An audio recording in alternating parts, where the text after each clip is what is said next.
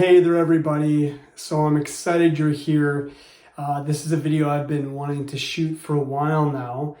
And so what I wanted to talk to you about today is we're going to talk about the 5 essentials of having a healthy weight and diet. So it's a big deal. And the reason I want to talk about this is that your diet can have such a big influence on, of course, on your health. And it could be from a performance standpoint, whether you want to run down the track faster or whether you want to be able to vacuum and move furniture, play with your children, go play pickup sports. Your diet has a big effect on that. It has a big effect on your body weight, which in turn can affect how you feel about yourself and your confidence. And it has a big effect on your longevity, whether it's taking less stress off of your heart, stress off your weight-bearing joints like your hips and your knees and your feet and your spine. So that's what I'm excited about, and I'm going to share with you 5, I think, sustainable ways to improve that. And before we get into it, I'm not a big fan of kind of secrets and fads and flashy things, and trust me, I've done it, been there, done that, and I'm not into that, and I'm just into more well-being and sustainability and something that's easy and can actually happen over the long term. And that's, hopefully you want the same thing. And if you do, hope you pick up a gem or two today that'll really help you.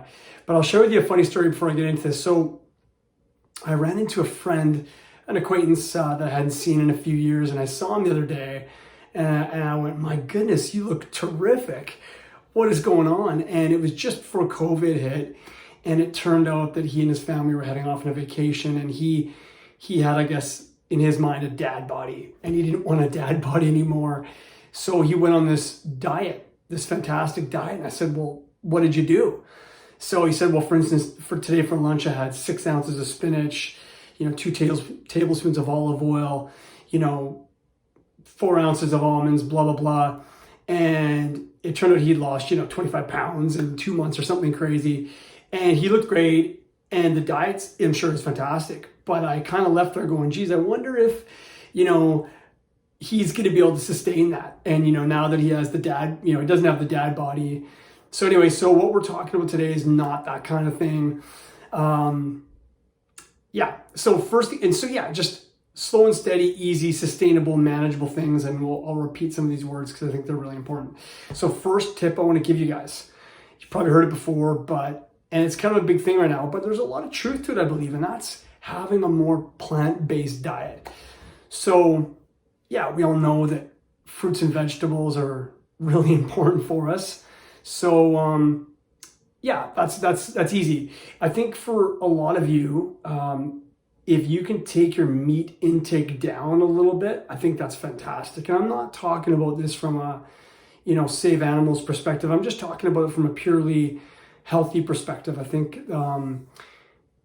you can get the protein you need, even if you're very active, even if you're a world-class athlete, you can still be best in the world and have a plant-based diet and get the protein you need. So lots of sources of protein. There's nuts, there's beans, there's, even vegetables and fruits have some protein in them. There's supplements, whether you're pescatarian and you want to eat fish, or you're going to take dairy products, and there's certainly, whey supplementation. It goes on and on, milk, yogurt. And I'm not talking about or condoning dairy intake, but I think eating more fruits and vegetables and lowering meat intake is a great thing to start with. Now, a lot of people go, hey, aren't we genetically designed to be eating meat when we were hunter-gatherers? And I think we are. I think it's okay for us to eat meat, but I do think that you want to be eating considerably more fruits and veggies in comparison. So let's say you're a person, you go, jeepers, I'm eating meat 3 times a day, 7 days a week. Don't just go on some big crash vegan plant-based diet. That is not going to work. Start slowly. And maybe it's 1 meal a week where you go, hey, we're going to try tofu instead, or we're going to do beans, or we're going to cut the meat out and just see how it goes. There's lots of great recipe books out there. Okay, so that's tip number 1. Tip number 2, and this one scares people, I'm going to say fasting. Now, when I say fasting, people go, oh my goodness, I hate fasting. It's such an ordeal. But I'm going to talk about intermittent fasting, and we're going to share with you a great way you can do it on pretty much every day. So the general rule of thumb is if you can go 12 to 16 hours between when you finish your supper and when you have your breakfast in the morning, that is great. It just takes the load off your digestive tract. So good for body weight. And that's what breakfast stands for. It means you're breaking your fast. Now, for some of you, if you're getting up in the middle of the night and having snacks, just start slow. Maybe that's something you skip. And this isn't something you have to do every single night. I know that I like having popcorn and sometimes a chocolate bar when I'm watching a movie at night. And that's okay. One meal is not going to break you at all. It's when we're doing things, day after day, week after week, month after month, that it really adds up. So start slow. And if you can start chipping away, getting closer to that 12 to 16 hours, that would be terrific. So just work towards it. And if you're not hitting 12 hours, that's okay. Okay, so that's tip number 2. Now, tip number 3 is, one thing, I want to backtrack. I didn't mention this. I don't want to talk a ton about supplements or particular foods in this video because there's lots of great diets out there that work for people. So I'm not going to really make huge recommendations as to what you eat other than just, having more plants and less meat. But I will say there are a few supplements out there that I'm a big supporter of with tons and tons of research to back them up. And one would be an omega-3 fish oil, so a marine-based fish oil, just a pure omega-3, so good for so many reasons. I'm not going to get into that, but that's a fantastic supplement to take daily, as well as vitamin D. That's another supplement, and I mention those 2 supplements because they're probably 2 of the most important supplements for a variety of reasons, one of which is that they're great for immune function. And with this whole COVID thing, I think making your body more resilient and strong is a great thing, and diet's a big part of that. Okay, so that was, I think we covered number 1, number 2. Yes, number 3, we're going to talk about snacking. So I'm not saying snacking is bad, and I know a lot of people are fans of, having 5 or 6 small meals throughout the day. What I am going to say, though, is that it's actually a little bit good to be a little bit hungry leading up to your meals. So I know for me, I get those hunger pangs and I just want to jump into the cupboard or the fridge and start eating. But when you can kind of switch your mindset and go, hey, you know what? It's actually healthy to be a little hungry. It's a good thing.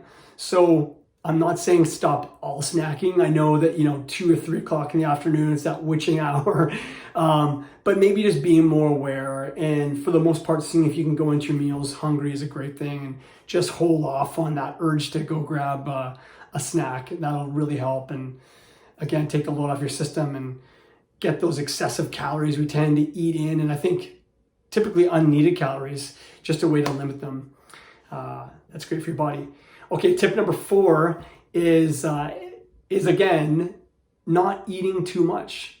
These are simple steps, but they're actually really profound if you put them into place. And these things I'm telling you may not make a groundbreaking difference in 2 months. You might not lose 25 pounds, but man, over time they add up. Not only in terms of just having a healthy body weight, but just in terms of your body and how it feels and how it works. So, general rule of thumb, if you can eat most meals, fill up to about 70 to 80%, that would be optimal. I think we all can relate to, eating too much and suddenly you're like, oh, I just need to roll over and lay on the couch. Again, that's fine, and we're human and we're going to do that. But, let's just see if we can get back on course, and if we can apply these things here more than we are now, that's a positive thing. Just go slow with it. Which is going to lead me right into tip number 5. And that is going to be slow, steady, be flexible, be sustainable, make it easy, have fun. Hopefully these things we're talking about, they're things you can do the rest of your life. And, if you slip a little bit, it's all good. Hey, enjoy it. If you're going to eat late one night, enjoy it. It's fun. You're human. I think that's a healthy thing to do. When we get really rigid with diets, and I've done this. I remember this one diet I was on where it seemed like all I could eat was coconuts and apple. And it was dreadful. I almost think it was worse for my health because I was so stressed out and so rigid and worried about what I was eating all the time. You know, if you go to a friend's house, it's nice to be able to eat what they prepare for you, as long as you don't have any allergies or there's no issues that go against your belief system. It's nice to be able to be flexible. And I think that's also healthy. So be flexible, have fun, enjoy the process, stick with it. And I really appreciate your time. Hope you got some great content today, some good gems. And let me know, hey, if this works for you and you get some good success, I'd love to hear from you. And if you think this is a good video, please share it. So appreciate your time, wishing you awesome health. Enjoy it and have a fantastic day.